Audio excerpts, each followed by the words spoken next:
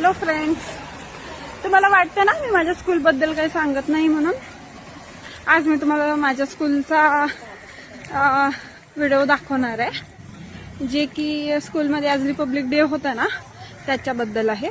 आणि एक project day म्हणून होता, जे की LKG नर्सरी UKGचे लेकरं जे आहेत ना स्टुडंट्स, त्यांनी सगळे खूप सारे प्रोजेक्ट्स असे जाहीर केले होते तिथे.